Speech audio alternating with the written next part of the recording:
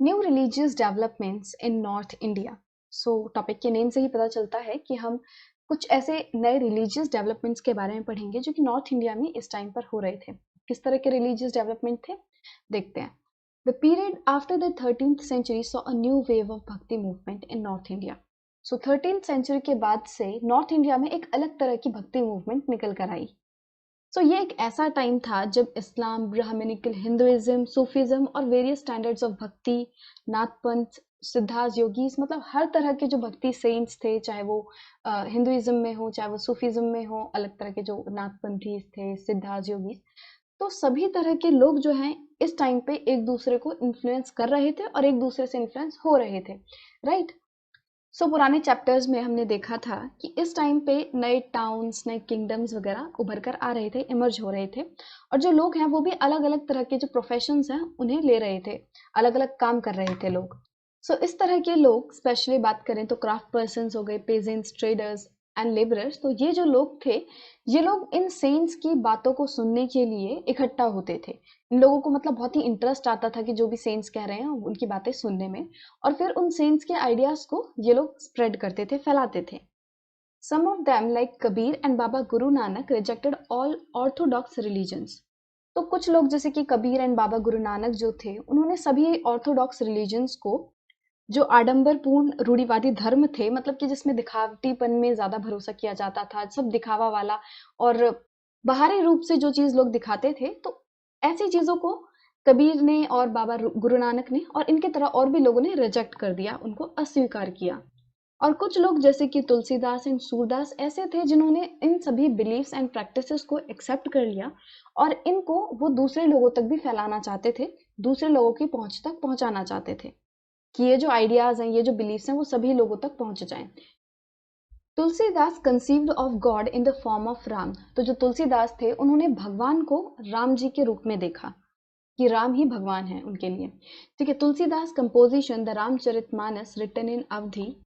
तुलसीदास की जो कंपोजिशन है रामचरितमानस, तो ये अवधी भाषा में लिखी है। अवधी भाषा कौन सी? जो ईस्टर्न उत्तर प्रदेश में जो भाषा बोली जाती है, ठीक है। तो अवधी भाषा में ये जो कंपोजिशन लिखी है रामचरितमानस, ये बहुत ही इंपॉर्टेंट है दोनों ही तरीके से। एक तो ये है कि वो किस तरह तुलसीदास का डिवोशन को एक्सप्रेस कर रहे हैं, कि जो तुलसीदास थे वो कितने ज्यादा डिवोटेड थे भगवान राम को लेकर, और ये एक लिटरेरी वर्क के रूप में भी बहुत ज्यादा इंपॉर्टेंट है। फिर जो सूरदास थे, वो भगवान कृष्ण के भक्त थे।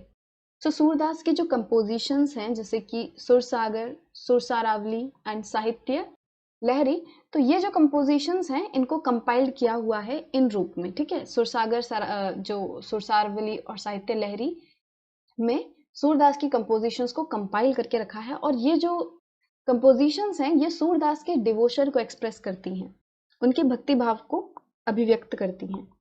इसी तरह लेट 15th सेंचुरी के टाइम में असम के शंकरदेवा थे। तो शंकरदेवा जो थे वो भगवान विष्णु के डिवोटी थे, भगवान विष्णु के भक्त थे, और उन्होंने काफी सारे पोएम्स एंड प्लेस को बनाया, लिखा असमीज भाषा में। और शंकरदेवा ने ही जो नाम ग्रह सेट करने की जो प्रैक्टिस है उसको स्टार्ट किया था। नाम ग्रह क्या होते हैं? नाम ग्रह वो जगहें होती हैं जहाँ पे सभी लोग जो हैं वो रेसिटेशन एंड प्रेयर करते हैं, जहाँ पे वो भगवान के नाम का जाप करते हैं, भगवान की प्रार्थना करते हैं। तो ऐसी जगहों को, ऐसे हाउसेस को क्या कहा जाता है? नाम घर। और ये जो नाम घर की प्रैक्टिस है ये आज तक भी कंटिन्यू है, आज भी देखी जा सकती है। The essence of Sankardeva's devotion came to be known as एक शरणा नाम धर्मा, जिसका मतलब है कि supreme surrender to the one, कि एक भगवान के प्रति अपना समर्पण करना, ठीक है, सरेंडर होना। जो शंकर देवा की जो जितनी भी टीचिंग्स वगैरह है उनका अगर सार निकालें तो उनको किस नाम से जाना जाता था? एक शरणा नाम धर्मा। तो इस रूप में जाना जाता था उनके डिवोशन को। The teachings of Shankar Deva were based on the Bhagavad Gita and Bhagavata Purana. तो जो शंकर देवा की टीचिंग्स थी वो भगवत गीता एंड भगवत पुराना पे बेस्ड थी। तो शंकर देवा जो थे उन्होंने मोनेस्ट्रीज एंड जो सत्र होते हैं उनके स्टैब्लिशमेंट पे भी बहुत ज़्यादा फोकस किया, ताकि जो नॉलेज है उसको और आसानी से ट्रांसमिट किया जा सके, लोगों तक पहुंचाया जा सके।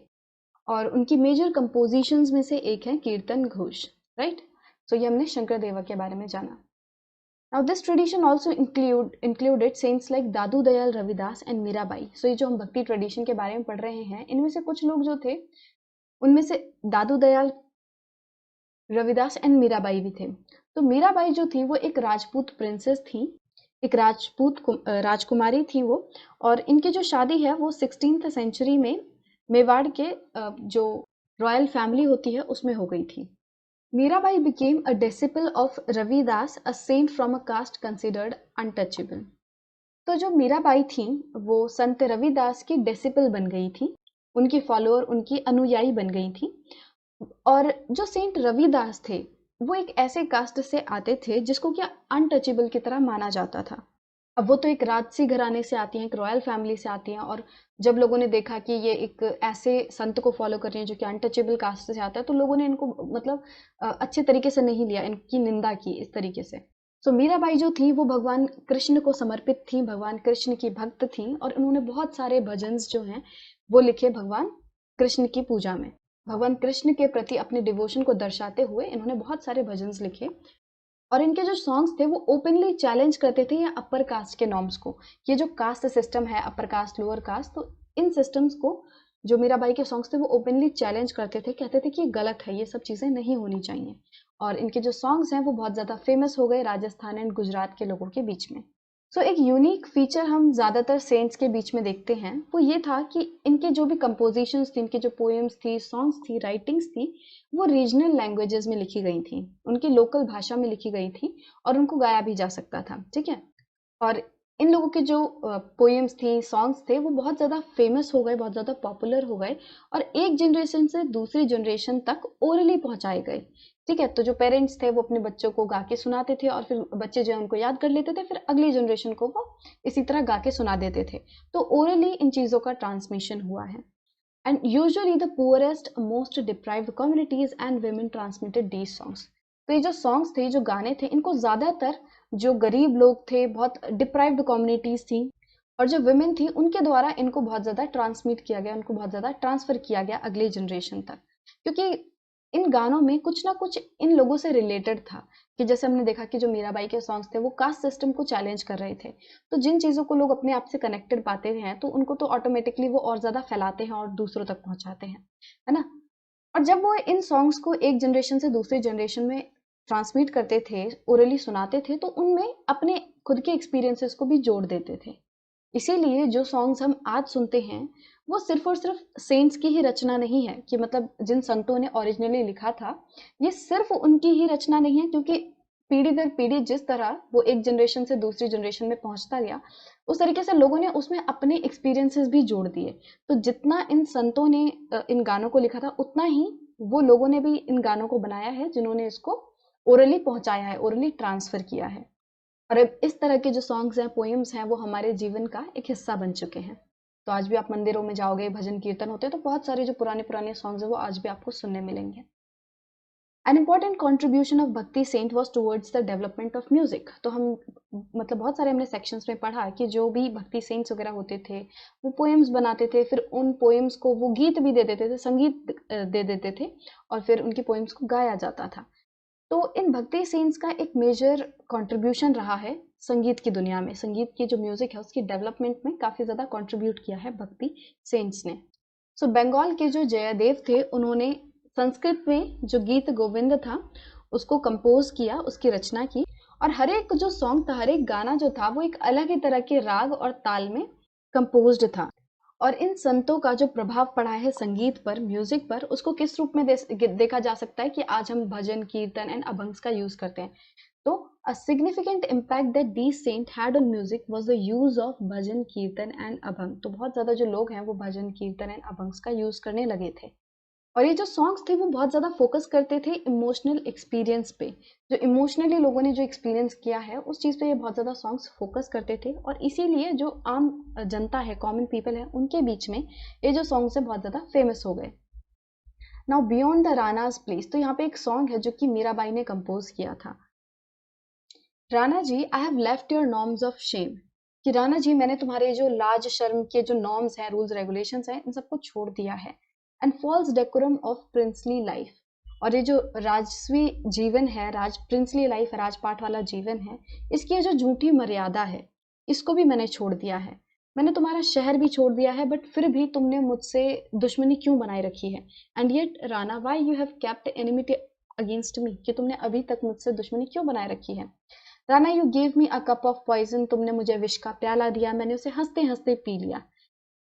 Rana, I will not be destroyed by you, मैं तुम्हारे द्वारा बिल्कुल भी खत्म नहीं होंगी, तुम मुझे डिस्ट्रॉय नहीं कर सकते, बट फिर भी तुमने मेरे लिए दुश्मनी क्यों पाल रखी है, तुम मुझे अभी भी दुश्मन क्यों मानते हो?